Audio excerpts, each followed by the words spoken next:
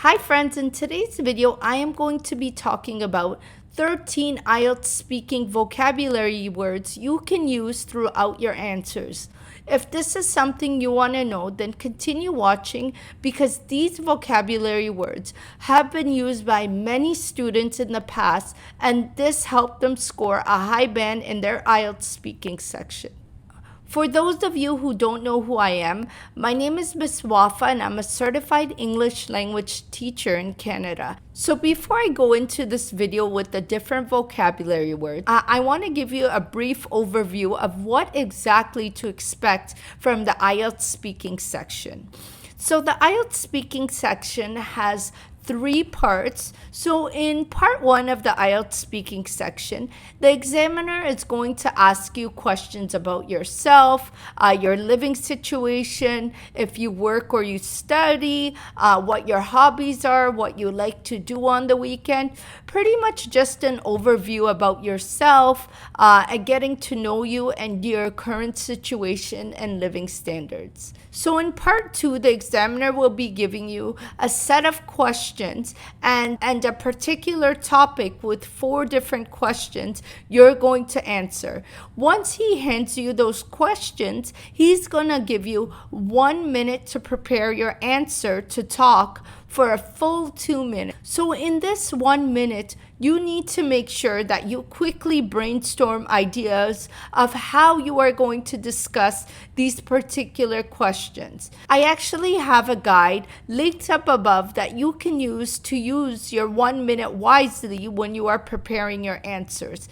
In this 1 minute, you need to make sure that you write about how you are going to start your answer and how you are going to conclude your answer, especially because you don't want to just stay silent and have the examiner looking up in the air like, are you done or are you not done, So you want to make sure that you are able to speak for a full 2 minutes because that's what the examiner is looking for.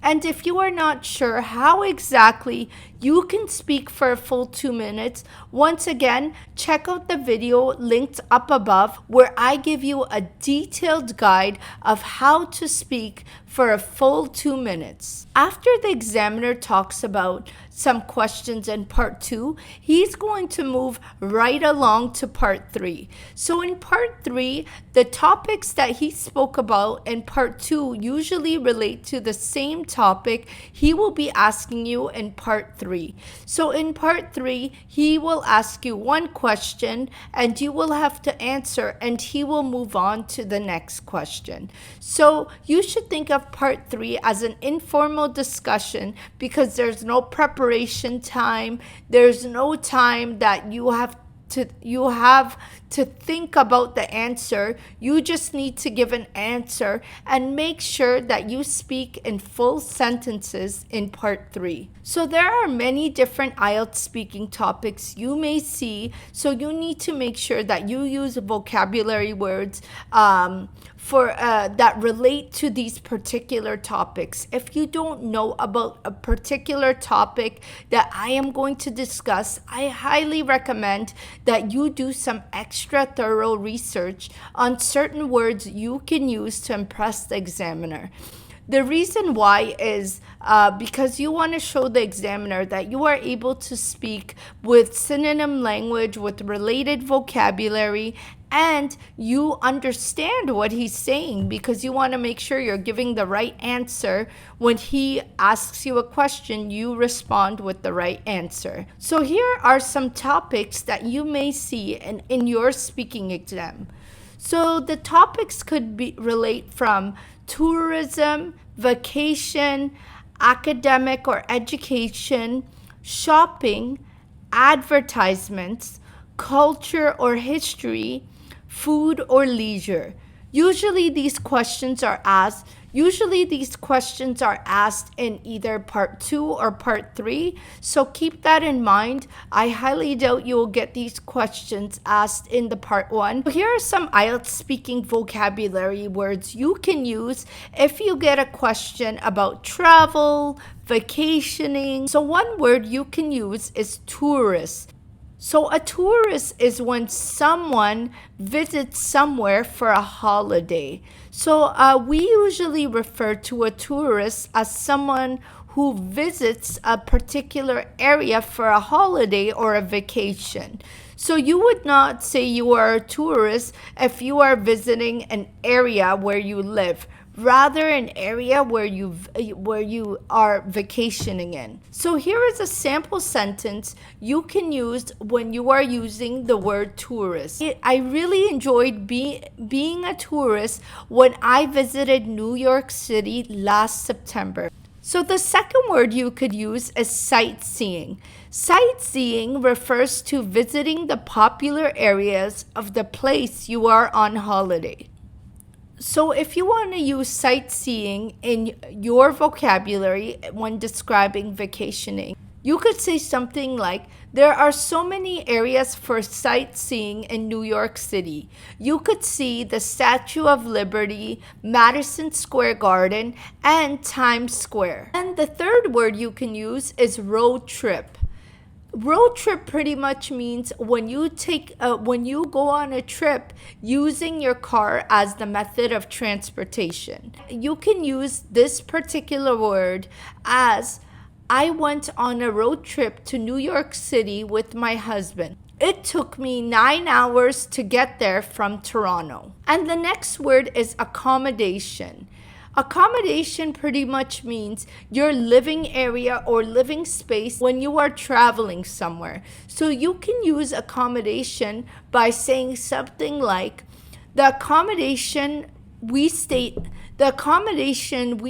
at in New York City was a 5-star hotel located right in the middle of Times Square. Now let's look at some words you can use that relate to the process of booking or planning your trip when you are going on vacation. The first word is all-inclusive. All-inclusive refers to when the price of something is included in one particular price. So we can use the word all-inclusive as an example sentence saying, our trip to Jamaica was all-inclusive. The price was $2,000. The price included the flight, the hotel, and our food for 3 times a day. And the next word you could use is travel visa. Travel visa refers to when you are required to apply for certain documentation to enter a particular country. So sometimes our passports don't allow us to go from one country to the next until we apply for a travel visa or a tourist visa. So this is a word that you can use in your IELTS speaking answer if you are talking about the booking process of your vacation. So how you can use tourist visa or travel visa in your sentences, you could say something like, we had to apply for a travel visa for our visit to Malaysia. All we had to do is send our passports to the embassy. So another word you can use to explain your booking process is round trip. Round trip means when you are describing a particular journey you are taking where you are going to it and you are coming back. So a sample sentence you could use with the word round trip is, you can say, the round trip cost to Turkey cost me $2,000. So another word you could use is window seat. Window seat refers to the seat that is next to the window in the plane. So if you want to explain to the examiner you booked a window seat specifically because you enjoy that seat, or you may have a particular preference of a window seat, then you could explain this word by saying, I chose a window seat when I booked my flight to Malaysia. I really enjoy seeing the plane take off and land at my destination. And another word you could use is boarding pass.